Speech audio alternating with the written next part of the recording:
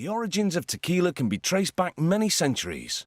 Mexico's Aztecs fermented the juice of the agave plant to produce a low-alcohol drink called pulque.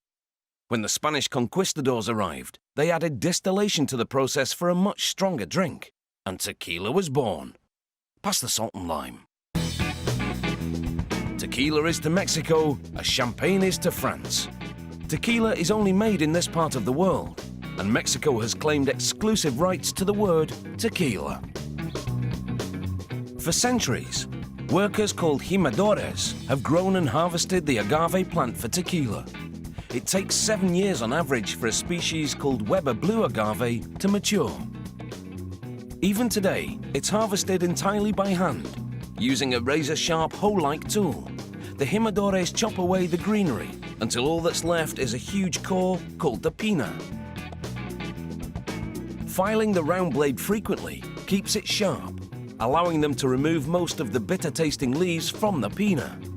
The tequila distilled from this crop will be a premium grade, made from 100% agave juice. The jimadores routinely remove a small piece and measure the starch content of the crop. Only if it's deemed to be sufficient is the agave pina sent to the distillery. Workers wield special hatchets to carve the huge pinas into quarters to make them more manageable for baking. They transfer the chopped pina to a brick oven, where it's steam-baked for 79 hours. This thorough cooking converts the agave starch to sugar. In the process, the flesh softens and the color turns from white to reddish-brown. The baked agave pina now spills onto a shredder that rotates to tear the fruit into long, thin fibers. These fibers exit onto a conveyor. The shredded pina lands in a pit, where a worker forks it up and moves it into the path of a huge stone wheel called a tahona. Operated mechanically, the tahona wheel turns to crush the fibers and squeeze out the precious agave nectar. It takes 2 hours of crushing to extract all the juices. They pipe the juicy mash into wooden tanks and add yeast. The yeast causes fermentation, a process where sugar is transformed into alcohol. After 72 hours of fermentation, the alcohol content reaches 5%. The fermented pulp and juices have an earthy, acidic bouquet, and the aroma fills the air. They transfer the fermented mash to small copper stills.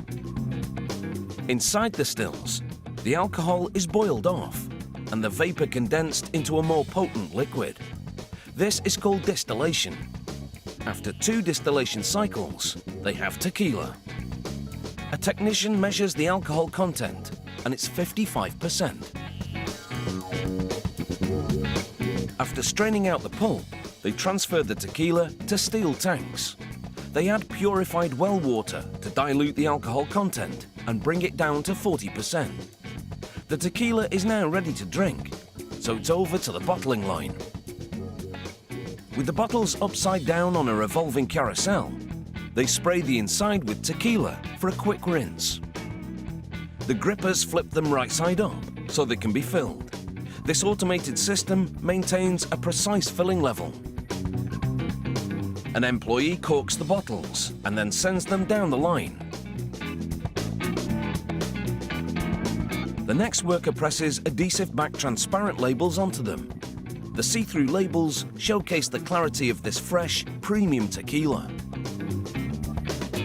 For a drink with a little more complexity, they aged the tequila in oak casks for 2 months or more, depending on the grade. During aging, the tequila takes on a woody flavor and turns a warm shade of amber.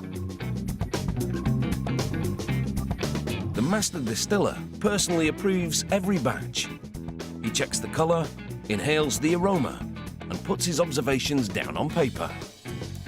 He also takes a little sip. No longer just a rough swig for banditos, tequila has gone up market and is a key ingredient in many popular cocktails. The end result is still the same though. Cheers.